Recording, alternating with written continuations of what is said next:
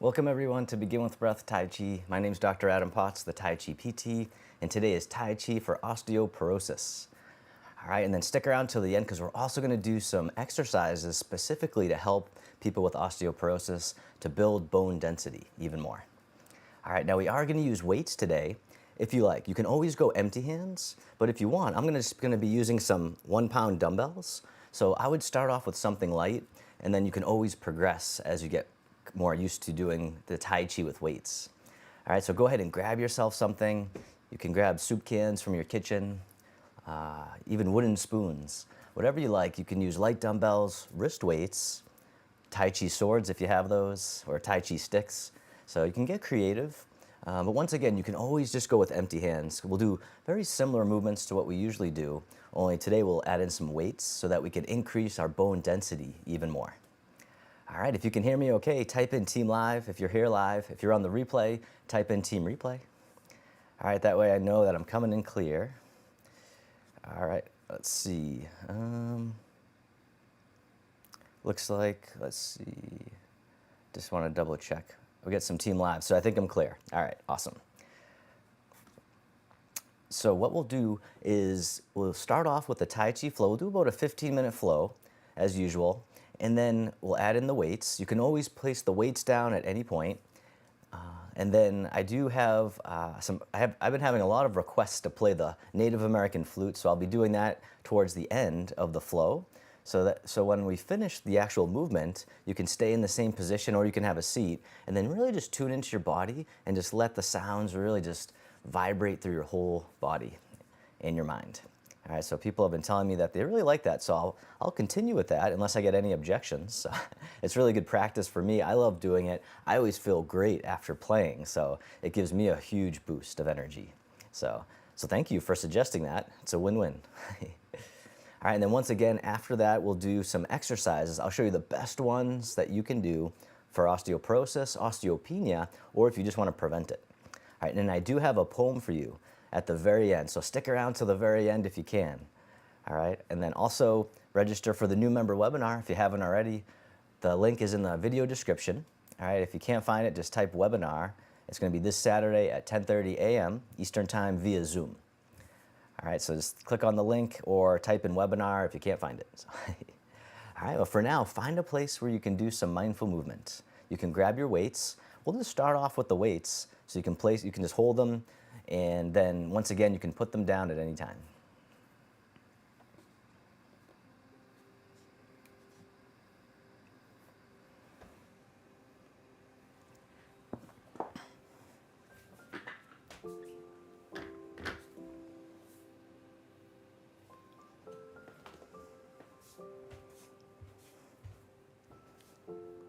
All right, so for those that are just joining us, today is Tai Chi for osteoporosis, where we're going to use weights. Now, once again, you can always use empty hands. I'm going to be using 1-pound dumbbells, so not a lot. However, as we do the Tai Chi movements over time, you might feel a little bit of a workout. So it actually is kind of deceiving because when you hold the weights without putting them down for up to 15 minutes, it's going to really help build strength, endurance, and bone mineral density over time. All right, so you can place the weights just down by the sides. And with your grip, you want to make sure you're gripping the weights not too tight and not too loose. You want to let the energy flow, but you don't want it so loose that you'll drop them too, and not so tight that you're creating tension that you don't need. So with the weights down by the sides, you can step the feet together or as close as you can. And then as always with these movements, you don't have to get them perfect. Just follow along the best you can. I'll be your mirror image. You can have a seat at any time, and you can place the weights down at any time.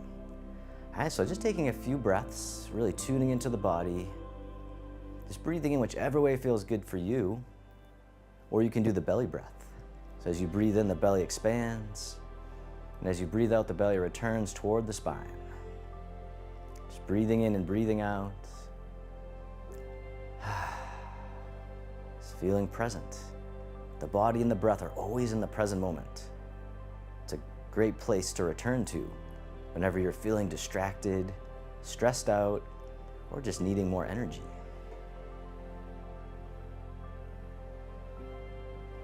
And then on the next inhale, you can hold the breath at the top just for a moment, and then let it out with a big sigh, letting out tension and stress. And then from here, we'll sink the chi one weight at a time. So starting off on this side, so as you breathe in, the weight floats up, comes in front of the body, and then down the center line. Other side, breathing in, breathing out. Both weights together sink the chi. One more time, breathing in, breathing out. And then step one foot out to the side, either foot. The arms float up in front with the weights just to about shoulder height, then the arms float down, the knees and hips soften. Opening the door. Starting out on the path of mind, body, holistic health. Just floating up and floating down, breathing in and breathing out. One more time, opening the door. This time, the weights float out to the sides like you're spreading your wings. And then back down by the sides, like you're flying through the sky, like a beautiful bird. Breathing in as the arms float up. Breathing out. All right, one more time, strengthening the arms, upper body. And then this time, circle the weights in front like you're hugging a big tree and soften. And then shift the weight over to one side, draw the weights in towards the heart as you step in, and then step out to the corner as you push forwards in space. And then draw the weights back in, push back out, pushing the mountain. Breathing in and breathing out, just taking as many breaths as you need. Just keep on breathing and checking in with your grip. Not too tight, not too loose. A good way to live life as well. All right, one more time. And then this time, the weights draw in and then cross the weights down low. The weights float up, they open, circling all the way out and around, and then back down low. The princess in the valley. Breathing in as you open. Breathing out one more time.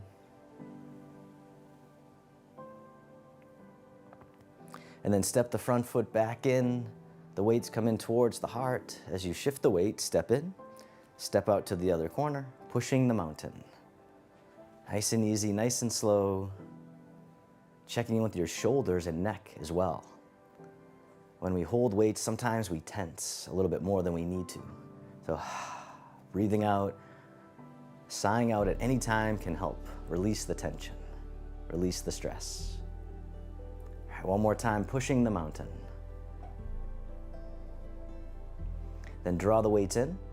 This time the weights cross down low as you shift forward. Then they rise up and open, circling out and around, back down low. The princess in the valley. Breathing in. Breathing out. Opening the shoulders, opening the chest, opening the heart. This time, step the front foot back in, hug the tree right out in front, and soften. From here, both weights float over to the side and drift down, and then just drifting side to side, nice and easy, like tall grass in the breeze. And you can do this at any point during the flow, whenever your shoulders need a break. And then from here, shift all your weight over to one side, tap the heel right out in front, like you're testing out the water. Step back in, other side, shift the weight, tap the heel. All right, this time tap the heel, the weight comes over the foot. All right, other side, tap the heel, the weight comes over the foot. All right, this time weight over the foot, the other weight in front of the heart, playing the pipa, the Chinese guitar. Other side, tap the heel, one weight over the foot, the other in front of the heart. Taking your time, breathing in, breathing out. One more time, play the pipa. And then step in and hug the tree, step one foot out a little bit wider. And then from here, the weights open up wide, then they cross down low as you soften down. Then as you rise up, the weights go overhead, floating all the way out and down. Gathering the energy from the earth and then giving it back to the sky above. And you don't have to go up very high, maybe going a little bit at first, or even going up to shoulder height and just stretching out to the sides.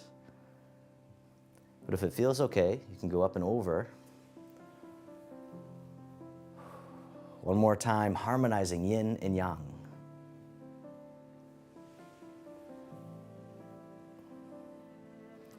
And then reverse direction with the weights, circle in front, hug the tree. And then step one foot in a little bit closer. Once again, both weights drift over to the side, drifting side to side, being kind to yourself, giving your arms a little break. Just tuning into the body. Just listening to what it needs in each moment, the best you can. This time, both weights float up to shoulder height. Other side.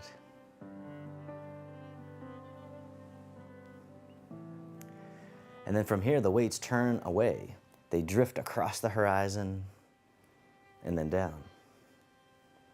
Floating up, drift across, painting on the canvas. All right, one more time.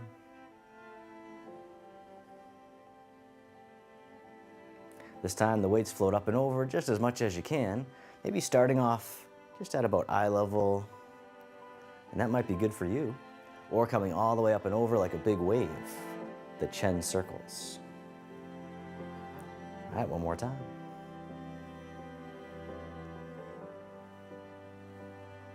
And then reverse direction with the weights floating up to shoulder height, palms face away, then they drift across the horizon, and then down.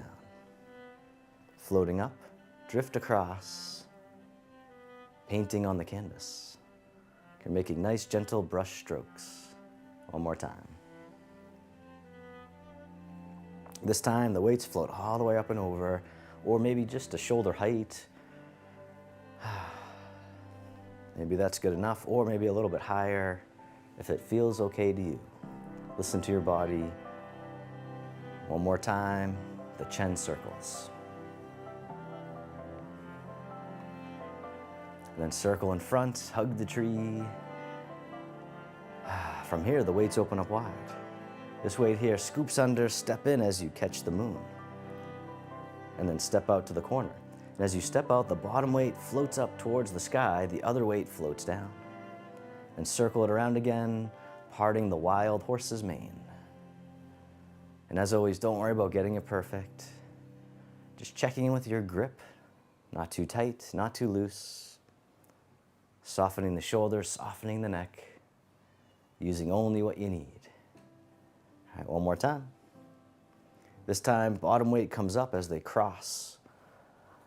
Then floating down, circling out and around, and then back up top. The princess on the mountaintop. And once again, just coming up as much as you can comfortably.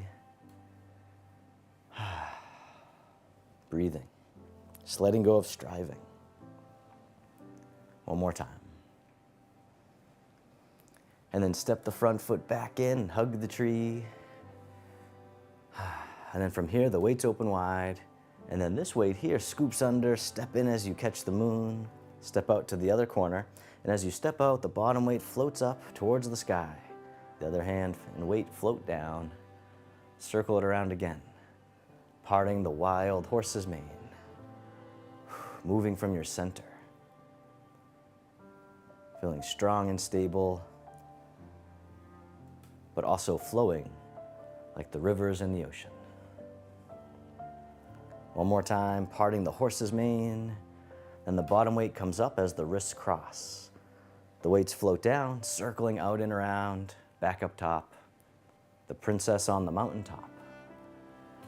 And once again, maybe just coming up to shoulder height if that feels better for you, if your arms are getting tired. One more time. And then step the front foot back in, hug the tree.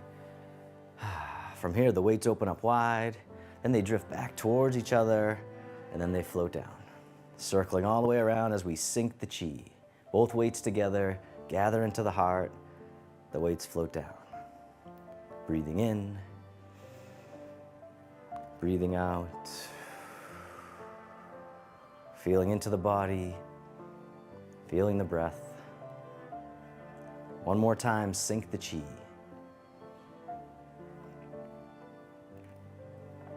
And then from here, you can place your weights down. All right, but when you do so, be very mindful of that moment when full becomes empty. So really feeling into the body, noticing how the hands feel, and just taking a moment to sense into the body any sensations that arise. You might really start to feel the energy now after putting the weights down. So just tuning into the sensations we normally tune out. And then with both hands together, we'll sink the chi. So breathing in, the arms float up. They circle in front as you gather into the heart. And then send the energy back down, grounding the energy. Breathing in, gather. Breathing out. Nice and easy, nice and slow. One more time, sink the chi. This time, the hands circle in front, the palms face each other, right in front of the heart. And then as you breathe in, the hands open slightly, and they come back towards each other, then maybe a little bit more. Breathing in a little more. Breathing out, this time big open, accordion breathing. We'll do another round, starting off small, and then a little bit bigger, and then big open. One more round, accordion breathing. Breathing in, breathing out. All right, one more time, big open.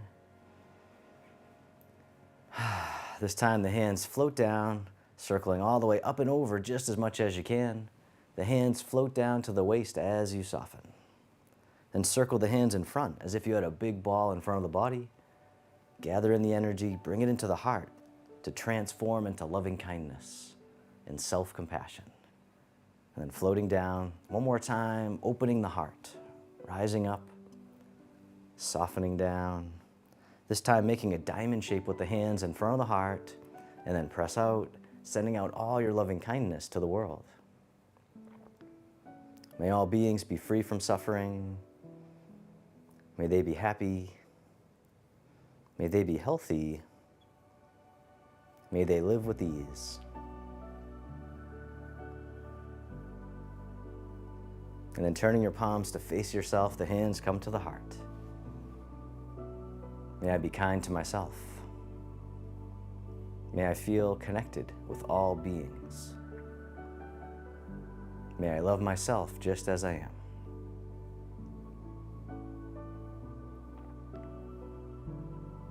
Then the hands can float down to the lower abdomen. You can step your feet together or as close as you can. You can close your eyes or keep a soft gaze, letting your body rock and sway very gently. Bamboo in the wind. Just feeling sensations in the body, feeling the breath. And then bring your attention into your heart, creating an inner smile. Expressing gratitude to yourself for being here today.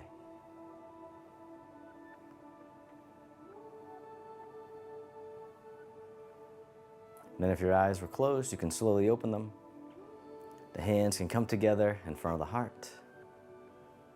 And we can finish with a bow.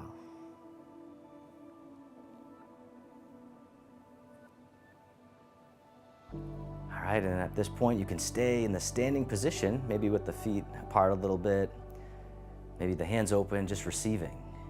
Or you can have a seat, and we'll play a little melody from the Native American flute.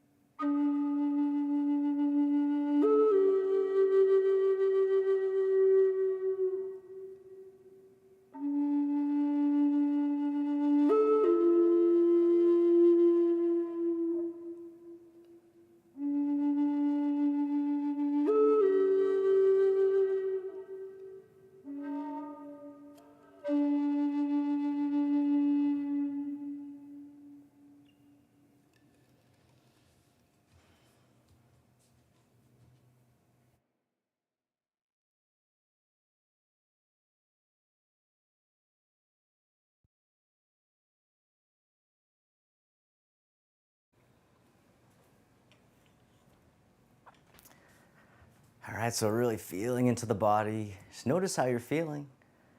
And then type in the chat how you're feeling right now. Love to hear about your experience. All right, and stick around for a few more if you can, because we're gonna go through the best exercises to do in addition to your Tai Chi for osteoporosis, osteopenia, or if you wanna prevent it. And I do have a poem for the end too, so stick around to the end if you can.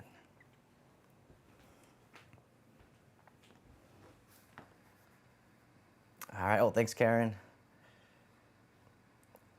All right, like the melody, awesome. Just playing from the heart. So. All right, so for the osteoporosis exercises, we're gonna do 3 exercises. All right, so these are ones that cover the whole body. All right, so we have one for the core, one for the legs, and one for the upper body, the arms. All right, so if you do all 3, you're pretty much doing the most for what little effort you need to. So it's kind of like the most bang for your buck, I guess you could say. So very simple but effective. All right, so what you can do is grab yourself a chair that doesn't have wheels, or you can use a countertop, the back of a couch, or anything that's stable, or maybe even a friend that's stable. But something you can hold on to, because this is something that a lot of people do on all fours, on your hands and knees. However, a lot of people have trouble on their knees. So what I'm gonna do is show you how to do it, even if you have trouble with knee issues. All right, so go ahead and grab a chair. All right, so the first exercise is for the core. It's really for the whole body. It's called the bird dog, all right? And so we'll start off with just the arms, then the legs, then we'll combine them. All right, so what you'll wanna do is you'll wanna be kind of leaning on the chair, but you don't wanna be hunched, okay? So make sure your back is straight, right? Maybe bend the knees slightly so that you have a really good posture, okay? So it's almost like the mini squat, right? So when you do the mini squat, you come down just a little bit, all right? But see how I'm not too far forward? All right, so you hinge from the hips, back is mostly straight, and so that's the starting position, neck is neutral, all right? So you don't wanna be looking down or up, and just breathing normal for now. All right, from here, we're just gonna lift an arm, right? So you lift one arm, and then the other. All right, so you can do 5 to 10 of those. All right, this is gonna be really good for the core, and if you can, maybe even draw in the belly just slightly, but not so much that you can't breathe. You wanna breathe normal, but just drawing in the belly slightly. Okay, that's gonna help to activate the deep core. All right, but it might be going already just from doing this. All right, now we'll add in the legs. All right, so this one you can get a little bit taller here, and then you're just gonna lift one leg, and then the other. All right, so this is gonna work the hips and the back, which is part of the core. All right, the deep back muscles, called the multifidus muscles, those are pretty much one of the most important muscles for your core. That's a lot of people, they're not active enough. So this helps to activate those deep back muscles instead of just the ones on top, the superficial ones. These are the deep ones. All right, now we can do arms and legs, but we'll do opposites. So right arm, left leg, left arm, right leg. All right, so right arm and left leg, and then the other side. All right, so that's one you can do 5 to 10 times. Now you might feel like you just got to work out just the arms, so just do the arms. If that's enough of a workout for you, then just do the arms. But if the arms were easy, you're like, yeah, I could do that all day, then you go to the legs and you do that one where you just lift the leg. But you don't want to use your back, you don't want to extend your back. You want to try to keep your back straight so only your leg is moving. See how my torso is not moving at all? All right, so I'm not doing this or coming forward. My back is straight and just the legs moving.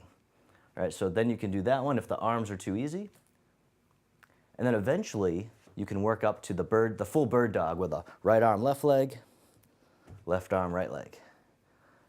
All right, and so that's gonna be one of the best things you can do for the core and your lower back, which helps to stabilize the spine. All right, so who here wants more spine stability? Most people need a little bit. All right, we want flexibility and stability. All right, now with osteoporosis, a lot of times we're at risk for a fracture or a breaking the bone, especially on the spine. They call it compression fractures. So this will prevent that. All right, because what happens is when we're too hunched, the spine is compressed. all right? And then that's where the compression fractures come from. However, if you do a back bend or neutral with the legs and arms, that's gonna start to decompress the spine. So that's gonna help prevent compression fractures. Or if you have one, that's what you'll probably get if you ever went to physical therapy. They'll probably give you a lot of the back bend stuff so that it can help to heal. So you can get that pressure off the spine. All right, a lot of people are kind of afraid to do back bends. All right, however, I was too for a long time until I realized, oh, actually, that's exactly what I need. It was a little uncomfortable at first, but if it feels okay, then please try to do those ones too. Now, always check with your healthcare provider first if you're not sure, or before doing this. Sorry, I forgot to do the disclaimer beforehand, but always check with your healthcare provider first with doing any of these exercises. So this is more general, all right, just for educational purposes. So that's gonna help for your core. Then we gotta do the legs. We wanna get the whole body, so we got the core, and that kind of gets the arms and legs a little bit, but we want to focus on the legs, so we do the mini squat. So that's kind of what I was telling you about. Now this, for the mini squat, you might even want to flip the chair around, so that way if you need to sit down, then you'll have something. If you lose your balance, you can just have a seat. And it's actually a good cue, because it's almost like you're going to sit in the chair. So you hinge from the hips, all right? You want your feet about shoulder width apart, or maybe even wider. So whenever we do the squat, wider is usually better to a certain degree. All right, and then what you're gonna do is hinge from the hips, and see how my knees are right over my toes, so you don't want them caving in or going out. All right, and you don't want your knees going past your toes. Okay, so you hinge from the hips. Okay, you don't want your knees to come forward. All right, so almost like you wanna sit down into the chair by putting your bottom out there. All right, but don't actually sit down, just go down a little bit. It's a mini squat. All right, so once you get the mini squat down, then you can go a little bit lower, and then you can go into just whatever is good for you for a comfortable squat. You don't have to go real low. All right. And then if you want to add in weights, you can do that too. And so that's going to help with for bone density, for osteoporosis, osteopenia. So you can grab some weights. And then I would recommend just holding them like so. It's called the neutral grip with the weights. All right. So we have an underhand grip where your hands are kind of under the weight, overhand grip where your hands are kind of over the weight, and then neutral is where they're kind of facing each other. All right, so neutral grip, elbows bent, elbows in towards the torso, so that's gonna protect and activate your core, and then you can just go down into that mini squat, once again, shoulder width apart or more with the feet, and when you squat down, make sure the knees are not caving in and not going past your toes. All right, so that's how you progress if without weights is too easy. But if the weights, or if you go without the weights and it's hard, just do that. All right, so 5 or 10 of those should do the trick. And that'll get your lower body. Once again, adding in weight is gonna help increase your bone density even more. All right, and technically with the bird dog, you could potentially use that with weights too. So if you were holding on, so I'll flip this around again. All right, you could kind of lean on the chair, and then eventually you could do it like that too. And that's another way to do it. And then the leg, I guess you could put on like ankle weights if you wanted to do that, to add in, and then alternating is gonna help to progress the bird dog without having to go on your knees. So kind of handy to do. All right, next, or finally, is the shoulder press. All right, now we're gonna do the upper body. All right, so once again, neutral grip, elbows in the same way you were doing your squat, but now we're just gonna punch up towards the sky, one at a time. All the way up, all the way down. If it hurts, don't go that high, just go a little bit. And then over time, when you build strength, you'll probably be able to go higher without issues. All right, once again, if anything hurts, doesn't feel good, don't push through it, because I'm not right next to you, helping, coaching you one-on-one. So you might wanna get an assessment if you have pain with any of these, or just don't go into the pain, just because it might be okay for some, but for some people it might not. So I always like to play it safe. All right, 5 or 10 on each side as well. All right, so we have the bird dogs for the core, without weights and with weights. We have mini squats with and without weights, and then finally shoulder press.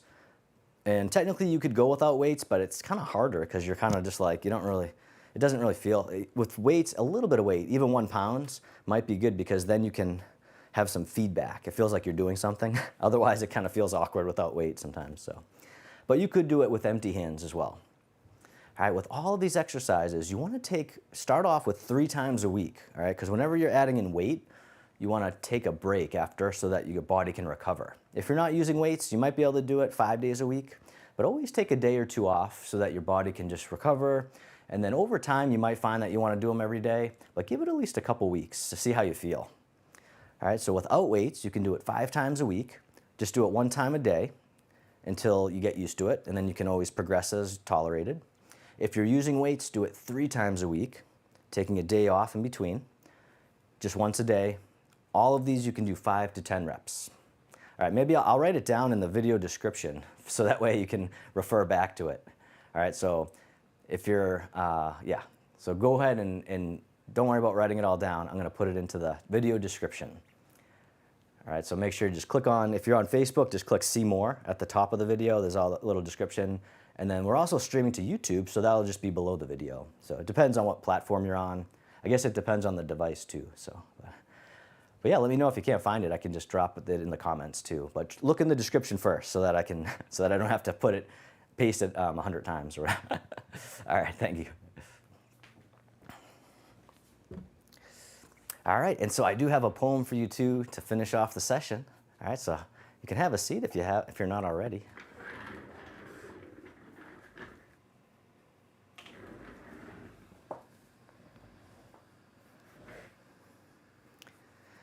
All right, so actually this poem I shared with our online studio students last night, and I just thought it was such a great one that I wanted to share it with you all today as well.